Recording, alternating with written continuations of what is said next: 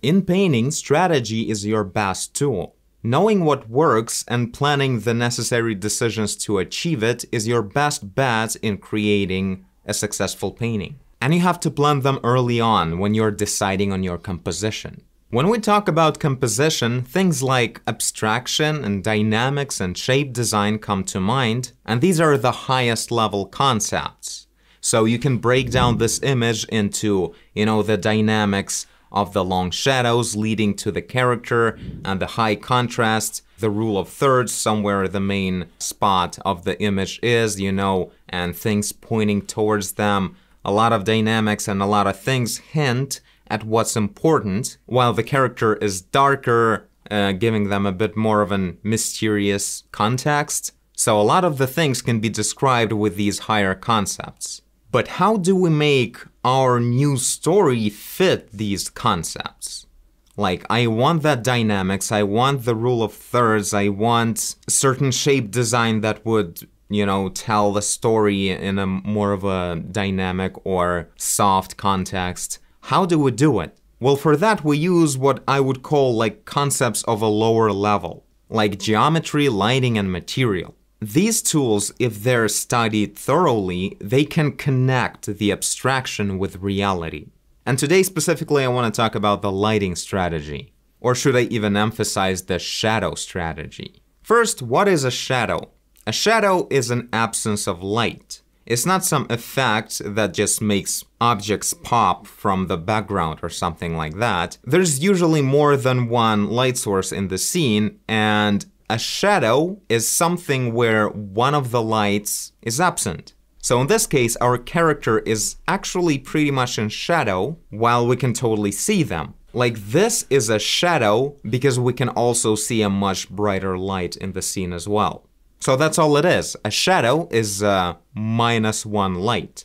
But of course, the stronger the contrast of that light and shadow difference, the more striking and beautiful effects you can achieve. So in this case, we have a pretty striking look of our character with an incredibly strong contrast on them, like you can't see anything before you look at them. Another beautiful effect is these long shadows that lead our eye from the corner, bottom left corner, which is frequently called the entrance point to the composition. They lead us straight to the character. So even if you somewhat look at this first, like you don't see the full picture at first, you will still end up looking here. Because you can see like the light is over there, you have to go here. And of course, because most of the room is in shadow, we can see some interesting effects that could only appear because the main room is actually not lit by any active lighting. It's this reflection on the wall. It's actually a beautiful thing that adds a lot of beauty to the shot, while also balances out the main high contrast spot with something secondary.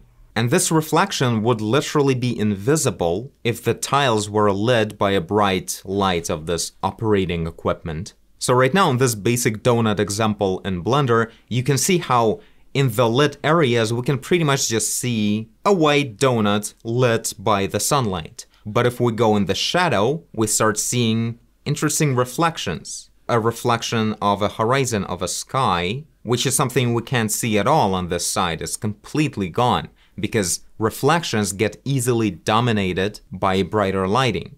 Though another important thing to keep in mind is that you can actually make an object darker, and then you will get more reflections appearing on it as well. So it's not just about how much light reaches the object, it's more about how much light is being reflected from the object to our eyes.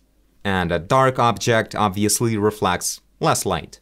So there will be more reflections on its surface instead of actual lighting.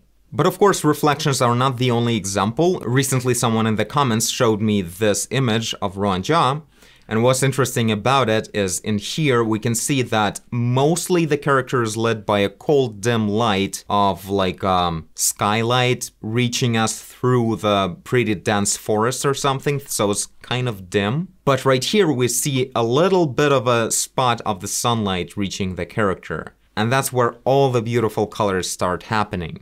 we get the reflected light bouncing around, giving us these beautiful, vibrant colors, as well as the translucency of the skin showing up in the ear with this beautiful red spot.